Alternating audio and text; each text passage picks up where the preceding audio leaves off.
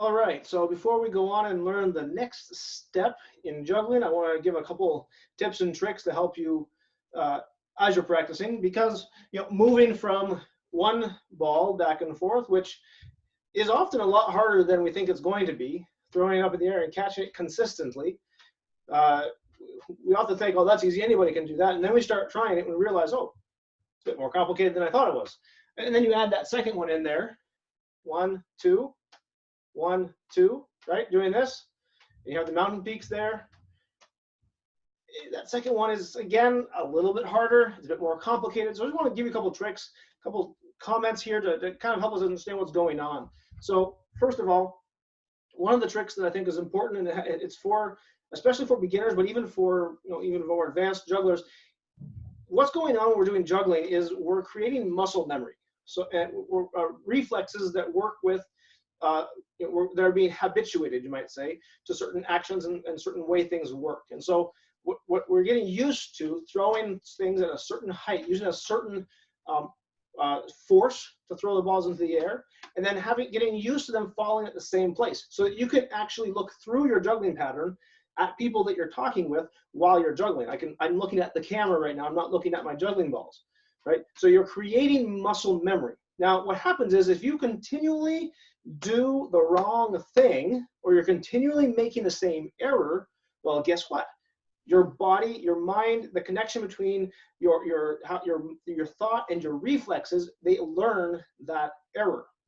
So what you need to do is, let's say you're going along and you keep doing exactly the same error. It moves forward, or the juggling ball consistently goes over that too far in one direction or the other, or you're throwing it too late.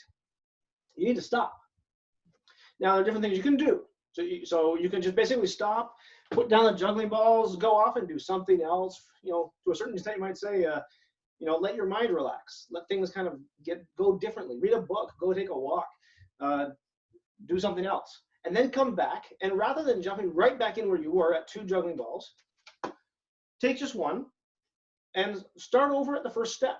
So go back to throwing that one ball and concentrate on getting it at the right height, catching it in the cradle,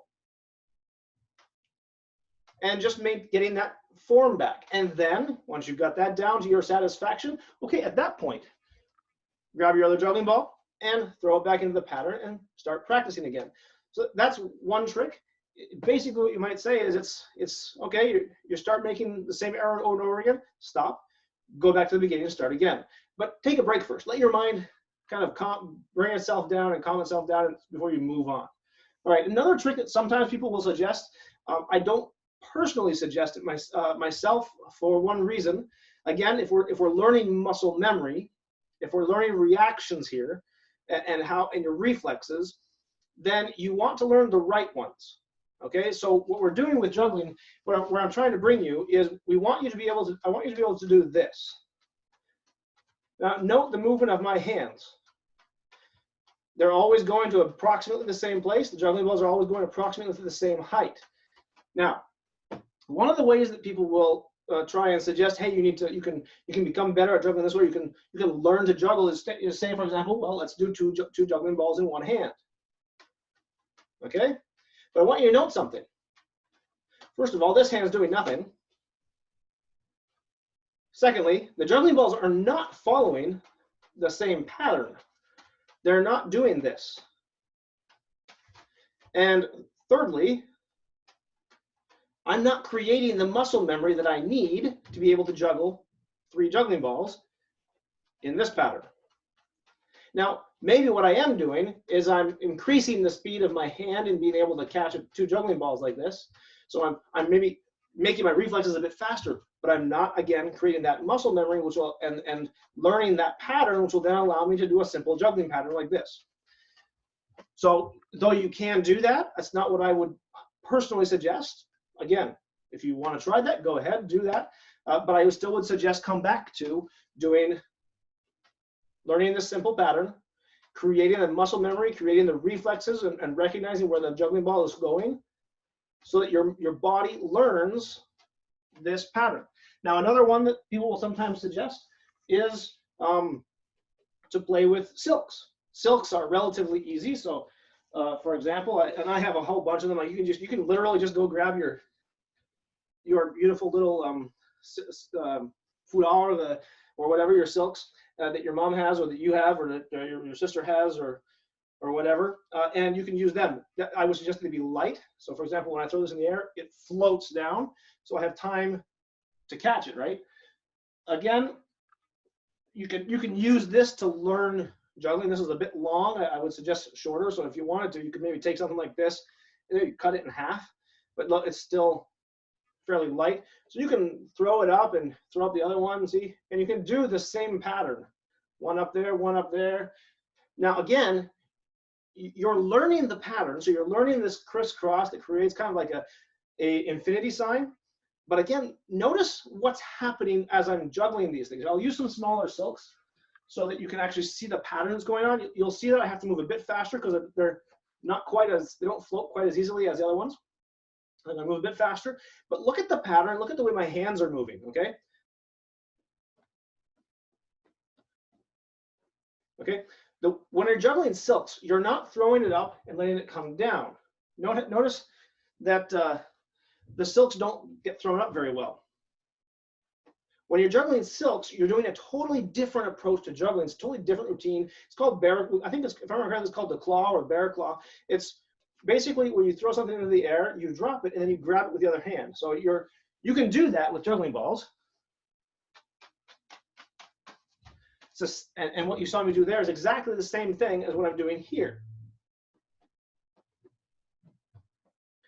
But again, note, though I am learning the pattern, it may be slightly easier than trying to catch juggling balls.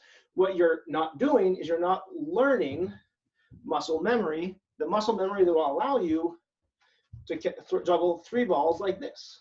And the reason why I'm teaching you this form of juggling, which is called the basic cascade, is that once you get into a basic cascade, you can then start throwing in other kinds of movements once you've learned that. So you can do the regular cascade, then you can go into a half cascade in the other direction as well, full cascade, and then you can just throw in a whole bunch of other tricks. So before we move on to 3 juggling balls, I want you to catch some simple tricks. First of all, you're having trouble, go back to the first ball, relearn, reteach your body, reteach your mind, your reflexes of that simple trick, and then come back to 2. And then we can move on to 3. Remember that when we're juggling is not something that you just pick up and start and you get done and it's over and easy and hey, I've learned this new trick, let's move on, and you did it all. It can sometimes take a year, maybe 2 years to really get good at it. Some of my students have taken, I taught them, for example, during the summer. They learned how to juggle. They learned the basic principles, but they weren't doing very well at it. Well, they went home and they practiced and they practiced and they practiced. I don't know, they probably, if they're anything like me, they dropped the ball more often than they caught it. But when they came back a year later and were ready to learn new things, they were excellent at juggling. What is that teaching us? Perseverance through difficulty, humility. You know, we drop the ball, pick it back up again. You know, it's kind of like the saying, you know, if you fall off the horse, you got to get back onto it, right? So this is what one of the things that we're learning through juggling is that, you know, it's not always easy, but we just got to keep going. You got to keep practicing, keep being perseverant, and it does pay off. So keep practicing that 1 ball, the first lesson, 2 balls, the second lesson, and in the next video, we'll move on to 3.